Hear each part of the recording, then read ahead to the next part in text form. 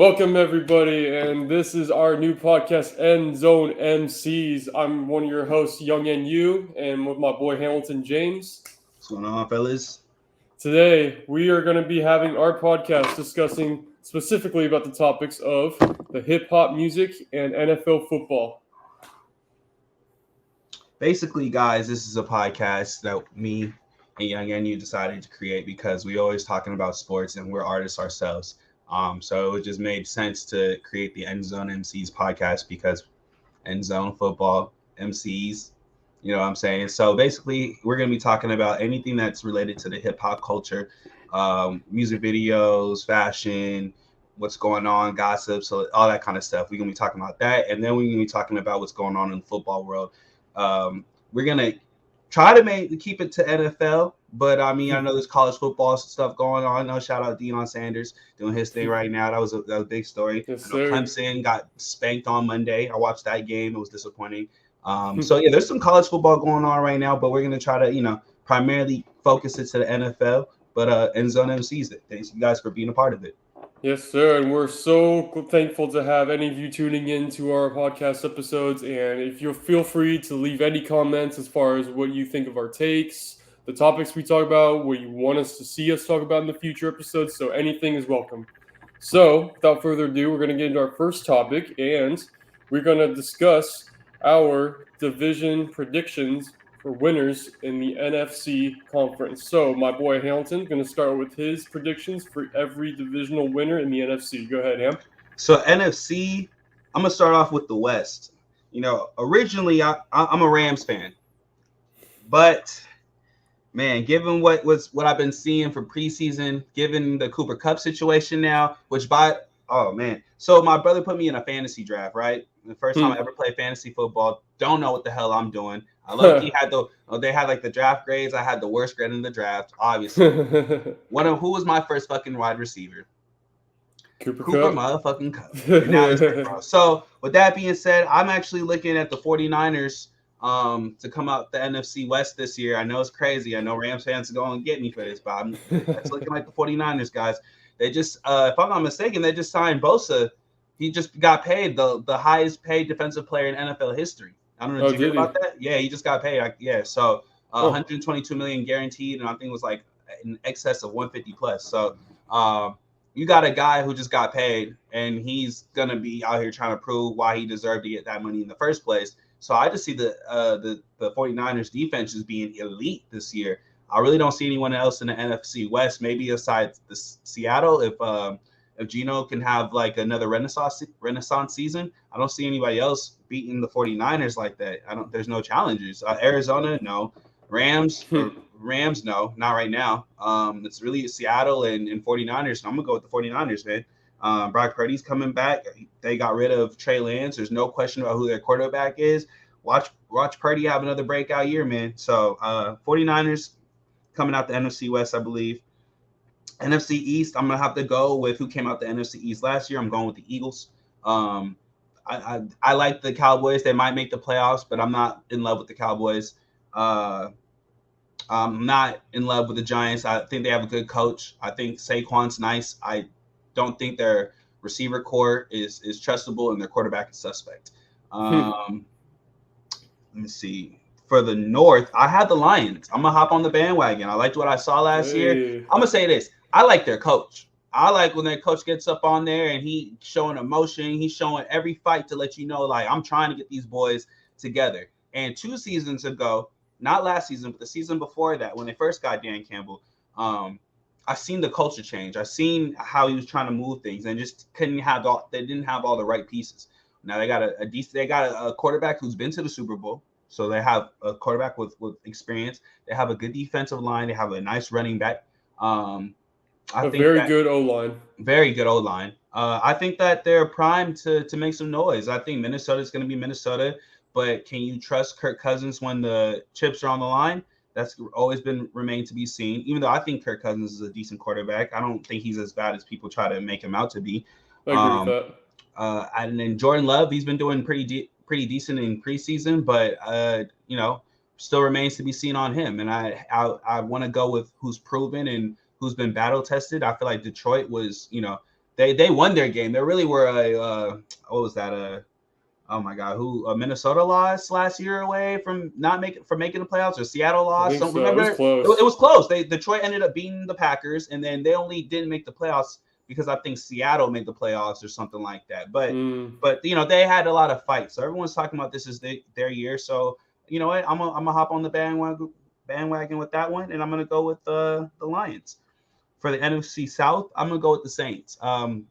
Pretty trustable defense. I like Derek Carr. I think he got a lot more flack than he deserved. I don't ever think he was in a good system with the Raiders. So hopefully now he'll be in a good system. Remains to be seen, but I don't trust anybody else in the NFC South. I don't trust the Buccaneers. I don't trust who else do I trust from that damn NFC South? Panthers. Don't trust the Panthers. The Panthers, Falcons. Buccaneers, Falcons.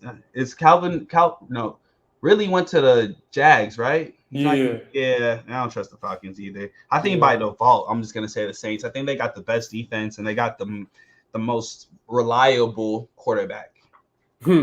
Yeah, that's totally fair to assume. Very valid predictions. And I'm gonna say I have the exact same predictions, all four that you just said, Ham. So Really? glad we can, Real recognized. So I'm glad exactly. So I'm glad we could all be very agreed upon on those teams. So I'll start with the NFC West. I think Niners got like lopsided talent, especially when it comes to defense in that division. I think, like you said earlier, with Brock Purdy getting that crazy year last year with Lance leaving, I think they found their guy, Mr. Irrelevant, in 2022. A lot of work needs to be done in Arizona. Rams still need to be some things like settled upon too. And then Seahawks, there's a lot of potential there, so we'll see. But I still see the Niners coming out on top in that division. The NFC East, I do see the Eagles as well. I think there's that offense is just really, really dominant. I think that's the most dominant offense in the league besides the Chiefs. They did lose some people in that defense in Philly, but I still think they come out on top. Most dominant offense in the league besides the Chiefs. That's a bold statement. Over Miami, think better offense than the Dolphins. I do. Better offense than the Ravens. Ravens this year. Ravens got a nice Ravens. I got to see how the Ravens actually. They got a nice little squad this year. Yeah, dude. Eagles definitely like top 5 offensive. Yeah, dude. I'm a huge Jalen Hurts fan. I always have been ever since he came out of Oklahoma, or Alabama. But got them. I like you said about the G-men. I don't trust them completely to go that far. Like as far as going division winning. The coaching's amazing. Obviously, the one coach of the year last year, and Brian Dable. What was it? The Cowboys. You know, the Cowboys be really good regular season, choking the playoffs. So I just see that another year like that kind of. It's hard for me to like take Dak that seriously. It's getting harder and harder. I'll tell you that these last 2 years, it's getting harder and harder. Yeah, especially in the playoffs. Yeah, I mean, I think last year he played like what 10, 11 games, not a full season. He still led the league in picks. Something like that. He missed like 5 games or something. Still led the league in interceptions. Yeah, I don't know, Dak. And then with the whole like they just got Trey Lance, you know what I'm saying? So now it's like, you know, people are talking, oh, is Dak almost done? You know, Dak's contract, it's big, and Jerry Jones is cheap. See, that's another thing about the Cowboys. Like Jerry Jones, to me, the owner gets in the way of the team's success so much. And then there's this notion that like he does a lot to like try to make the team win. And I don't believe that. Like, I don't believe that Jerry Jones actually signs people. He always tries to find people in the draft, which is smart. I get it. But the way he's talking like, oh, my time is almost up on this earth. I'm trying to see another ring. That means you gotta do everything. The Rams did everything. They got a ring. The Buccaneers did everything. They got a ring. Kansas City, I mean, they got Patrick Mahomes. And they got a dynasty going. They got a dynasty, you know what I'm saying? So like you can't really compare that. But even with the Ravens, that 1 year with Joe Flacco, I wouldn't say they got a whole bunch of pieces through the offseason, but they had a a quarterback that has something to prove. You know what I mean? Totally. A level of hunger. And I just sometimes with Dallas, it's like guys who already got paid, and they're like, you know, when you're not really fucking with your boss, but you like fucking with him. You're like, all right, cool. Like, all right, you're writing these $1 million checks. Let me go take, have a drink with you, buddy. That's kind of one of those situations. Yeah. I feel like it with Dallas. Like, they ain't really fucking with this owner, but he's the owner. So like, all right, you know what I mean? But like, it's like, bro, like Jerry Jones to me gets in the way of the team's success. And then when they do, like last year, I can't really blame Jerry Jones for Dak, screwing up or throwing picks. I can't blame Jerry Jones for the year before that with Dak not knowing about the time. You know what I'm saying? Those are mental mistakes that you can't do for your quarterback or your coaching staff. So we'll see about the Cowboys, man. But I don't know. I like you said, I got the Eagles coming out. They're more trustworthy. Yeah, definitely got the Eagles coming out on top. And then the NFC North. Love to hear another Lions division prediction winner right there. I'm huge on the Lions this year. I think Jared Goff is a good quarterback. Like you said, he's got playoff experience, especially in the Super Bowl. I think I love the coach. I love the Dan Campbell ever since watching that Hard Knock season last year.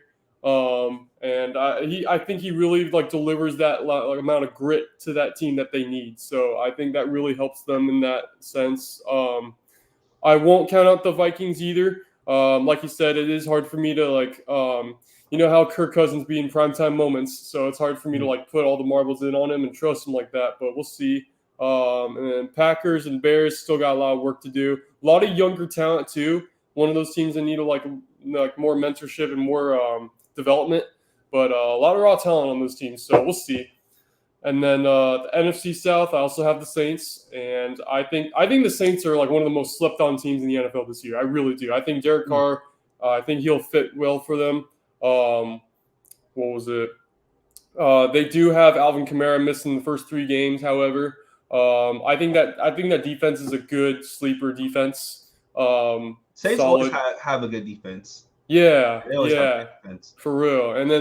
And they have a great home field advantage. So I'm not counting that out. And the rest of that division has a lot of work to do. Yeah. I feel like the Bears, I don't know. It remains to be seen about Justin Fields, because I don't feel like they've ever put a real team around him that I can feel like, okay, this is a team of guys he can actually elevate. So far, they haven't put a receiving core around him.